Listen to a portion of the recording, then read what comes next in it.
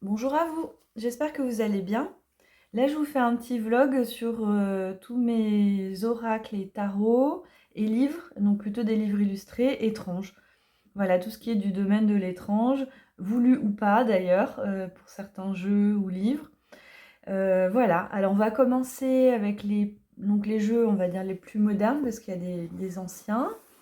Et je vais commencer avec Monica Wodierski. Bon, bah alors là, c'est voulu hein, que ce soit style étrange. Elle a sorti, moi je suis très fan de ce qu'elle fait, je les ai tous en fait. Et elle a sorti le Shadowland Tarot et le Lenormand aussi, qui ont été traduits en français. Donc c'est le Pays des Ombres, le tarot du Pays des Ombres en français qui est chez Très Daniel, voilà. Et bon, je les ai en anglais. Et celui-ci vient de sortir, il est édité. Et celui-ci, je l'ai acheté sur son site, il est auto-édité. Et on va commencer par celui-ci. Donc le livret il est en PDF, alors je ne l'ai pas téléchargé, enfin je ne l'ai pas imprimé parce que je voudrais le mettre en page, en petit format. Voilà, je ne me suis toujours pas occupée, donc il y a une petite carte avec, voilà, dans notes de PDF. Donc ça on le trouve sur son site, aux États-Unis, hein, elle est aux États-Unis. Voilà, avec le dos comme ça, il est très sympa, j'adore ses illustrations, donc c'est étrange. Euh, Déjà dans son style quoi, hein, c'est vraiment je trouve ils sont vachement touchants ces personnages. Il est tout en noir et blanc celui-ci. Vous allez voir un tarot aussi vintage, il est comme ça, noir et blanc. Et vraiment c'est super quoi. Et là elle prépare un tarot, un autre tarot. J'ai vu sur son Instagram, je sais pas quand il sortira parce qu'elle est en train de faire les illustrations. Voilà, et on va voir dans l'autre, elle utilise des couleurs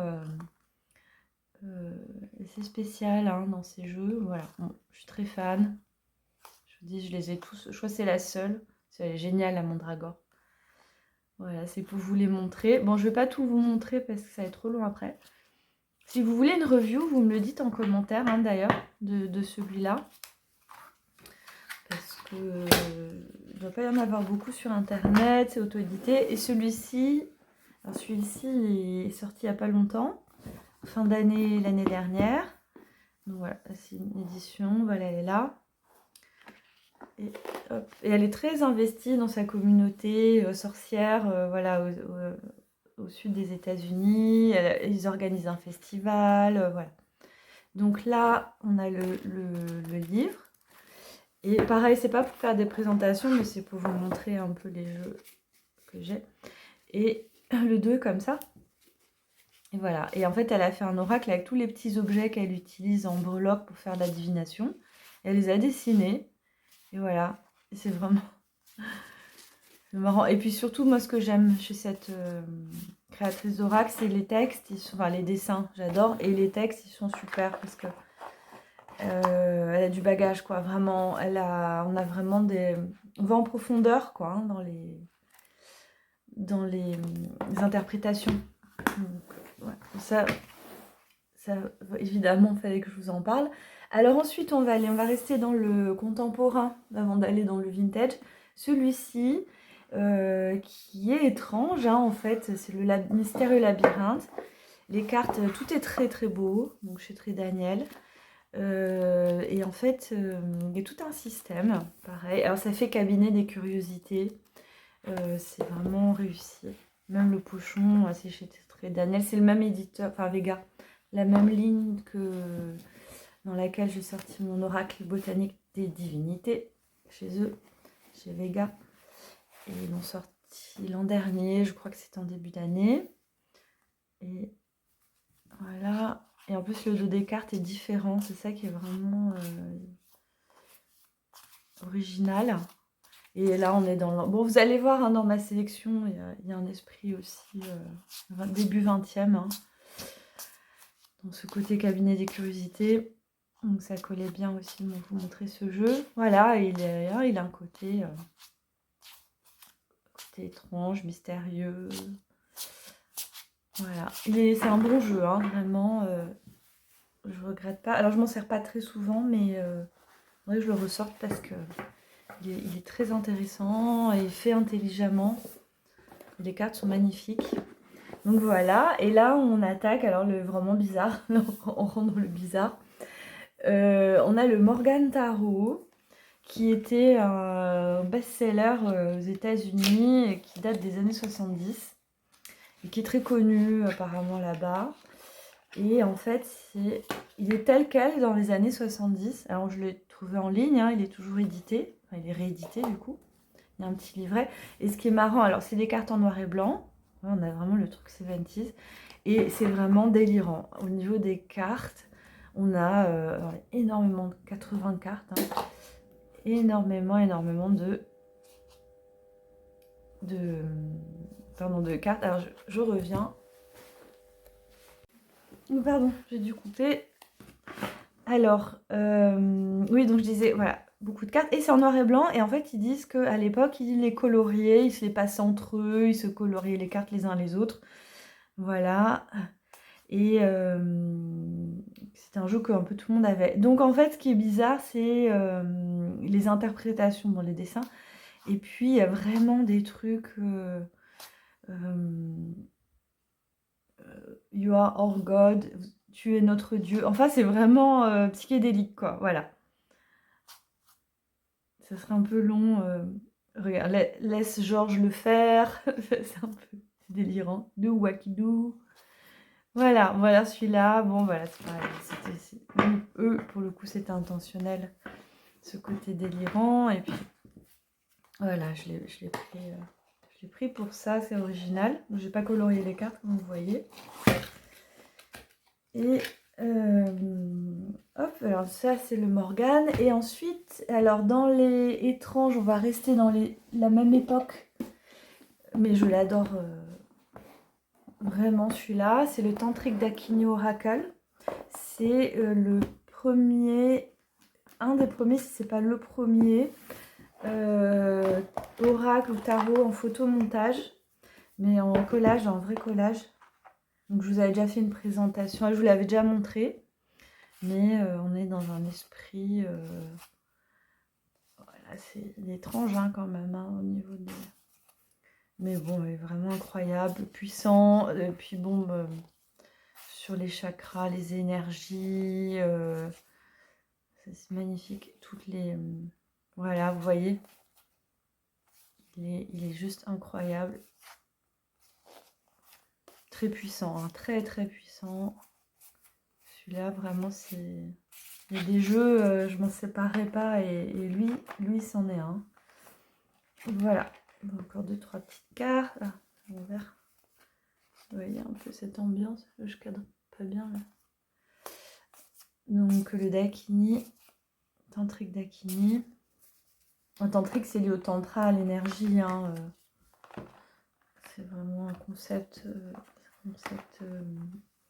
tantra cachemérien, qui est lié au Veda, tout ça. Il y a une sagesse derrière incroyable aussi. Hein. Voilà. Donc, par contre, la boîte n'est pas du tout pratique. Je rangerai mieux plus tard. Ensuite, au niveau... Alors, dans aussi un grand classique qui est étrange, c'est le Mariel Tarot. Vous me direz si vous le connaissez. Et lui, il est... C'est moins étrange, mais c'est quand même une ambiance particulière, quoi. Et aussi très profond, très intelligent au niveau des interprétations. Et il va aller chercher dans la mythologie, dans le symbolisme, vous voyez. On est quand même dans un domaine particulier. Très beau. Apparemment aussi très connu aux États-Unis. Je crois pas qu'il existe en français par contre. Et d'ailleurs, il me semble même que celui que j'ai, c'était déjà d'occasion. Enfin, pas d'occasion, mais plus réédité, quoi. Vous voyez, des stocks. Voilà, alors vraiment magnifique. Il faut vraiment prendre le temps pour l'étudier. Ça, voilà, mais il est quand même étrange, hein, il est quand même spécial. Un gros livre. Gros livre, et ça va vraiment en profondeur. Hein. Le Marial Tarot. Alors là, le dernier, c'était à mon avis pas voulu qu'il soit étrange, mais j'ai voulu l'inclure. Parce que les images sont vraiment particulières. Et je trouve qu'avec le côté féerique, finalement, il y a toujours un côté un peu inquiétant aussi. Alors évidemment, c'était pas du tout l'intention, à mon avis, de Dorine Virtue au début. D'ailleurs, qui ne fait plus d'oracle, elle est devenue complètement contre les oracles. Et voilà. Mais voilà, c'est un de ceux qu'elle a fait. Donc, je sais plus quelle époque il est, mais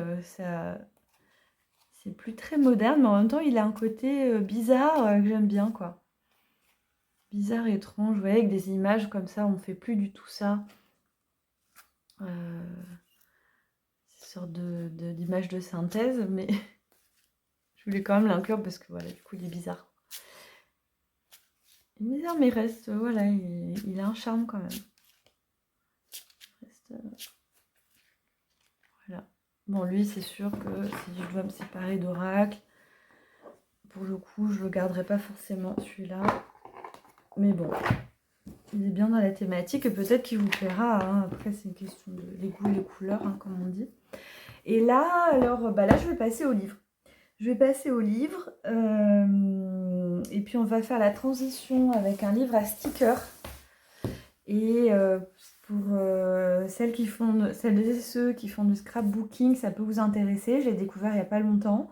Et c'est Smithsonian, c'est des galeristes, en fait, plusieurs générations depuis un moment, qui collectionnent en fait tout ce qui est étrange.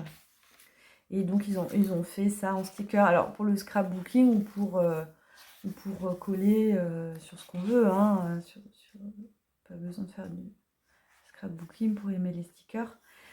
Et voilà, moi je m'en sers en source d'inspiration principalement, mais voilà. Et du coup c'est tout ce qui, des photos, voilà, des choses qui font partie de l'esprit cabinet de curiosité et notamment des choses de leur galerie,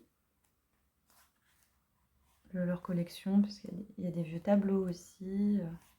Donc voilà, on est dans cet esprit, des objets, cabinet des curiosités. Alors, je vais vous le montrer parce qu'il est beau hein, quand même. Il est beau et il était chez Book Depository de mémoire, je l'ai acheté en ligne. Voilà. Donc ça c'est les stickers. Voilà, c'est un peu. Alors après, dans la même époque, il est superbe, il est juste superbe. Alors c'est un niçois et je connaissais de nom sans connaître vraiment bien son travail. Et lui, il s'est intéressé Enfin, vous allez voir, c'est un illustrateur qui a aussi fait les corsos du carnaval, je vais couper ça, et les affiches aussi du carnaval de Nice. Et c'est sublime, et il avait un côté le monde de l'étrange, vous allez voir. Et notamment, il s'est intéressé aux contes et légendes. Alors, je vous dis, je l'ai découvert là, il n'y a pas longtemps. Ce livre, je l'ai depuis 2 semaines, même pas. Une semaine, même, je crois. Et c'est une merveille, quoi, vraiment. Voilà, donc les mythes aussi. Et je vais vous montrer, on va passer un peu aux autres livres. Enfin, c'est le livre d'une galerie, pardon. Ils ont fait une exposition. Et je voulais vous montrer, il y a le visage comme ça. Donc voilà, c'était le siècle, 20e siècle. Hein. Et symboliste, c'est un symboliste. Je vous ai montré, il y a une peinture qui s'appelle le fœtus, avec un fœtus en formol, quelque chose. Il a fait des monstres, il a fait des... Voilà, très très beau. Ah, je l'ai passé le fœtus. C'est vraiment... pour moi, c'est une grosse découverte. Regardez. Le fœtus, il est là. Vous voyez? C'est quelque chose, quoi. Voilà. Donc, très très beau livre. Voilà, mais quand même, on est quand même assez dans le domaine de l'étrange. Voilà, Mossa, hein, je vous mettrai les noms si vous voulez des livres. Alors après, décidément aussi dans l'époque ancienne locale, ça je l'ai trouvé aux antiquaires. Ils sont dans quel sens comme ça. Pour rien du tout, hein, je n'ai pas payé cher. Et c'est un extrait, donc c'est un extrait, c'est pas un original, hein, c'est un extrait imprimé d'un des livres de Kardec, Alan Kardec, Je crois que c'est le livre des esprits, hein, le plus connu. C'est juste un extrait. Et ça a donc Kardec du mouvement spirit, hein, dont j'en parle avec l'oracle des spirites. Et il appartenait à la Société d'études psychiques de Nice. Voilà, et j'ai plus l'époque, enfin, en fait, c'est super vieux, quoi. Évidemment, il n'existe plus, cette société psychique. J'ai regardé quand même. Voilà, et je sais plus de quelle époque, mais enfin, on est dans les années... avec la couverture, je crois que c'était les années 40, un truc comme ça. Voilà, donc ça, c'est un extrait de voilà, quelque chose d'étrange. Donc, c'était sur les fluides, celui-là, pour leur séance. C'était pour la séance. Dans le style aussi... alors là, celui-là, je l'ai trouvé, il était carrément abandonné dans un carton de livre dans la rue à donner. Et c'est le Grand Albert. Et c'est en fait une compilation de vieux magazines. Et là, on est sur les années 80, quelque chose comme ça. On a même le Comte de Saint-Germain. N'importe quoi. Voilà, j'ai trouvé ça génial. La Golden Dawn. Donc en fait, c'est une brochure avec plusieurs magazines dedans. Le musée des surprises, l'envoûtante magie. Donc on est dans le monde un peu du bizarre, de la magie. Voilà, ça. Tout ce qui est les énergies aussi. Le yoga psychédélique. Voilà, tous les grands moments de l'époque. Ça n'existe plus, hein, je crois, vous me direz. Le Grand Albert. Enfin, c'était connu, hein. C'était connu. Voilà. Apprenez l'hypnose. Donc ça, c'était quand même une drôle de découverte. Ensuite, dans l'esprit bizarre, c'était plus un livre illustré pour vous montrer. Bizarre, l'autre histoire de l'art. On reste dans le thème. Donc ça, c'est plus récent. Et en fait, c'est des collections... Alors, je le trouve pas mal. J'avoue que... il est pas mal. Mais peut mieux faire. Hein, vraiment, parce que... Bon, il est bien quand même, hein. Je regrette pas, mais d'ailleurs on me l'a offert. Mais il y a plus bizarre, hein, quand même. Bon, après c'est une sélection. Aussi c'est l'histoire de l'art, donc c'est quand même bien amené pour le côté évolution, voilà. Quand même des belles peintures, hein. À l'époque gothique. Moi j'adore l'époque symboliste, hein, vraiment. Voilà. Très connue celle qui est belle. Donc voilà, sur le bizarre, c'est l'avant-dernier livre là que je vous montre, c'est magnifique. Voilà. On voit le style, un peu style Mossa, hein, de la même époque, hein, de toute façon, symbolisme.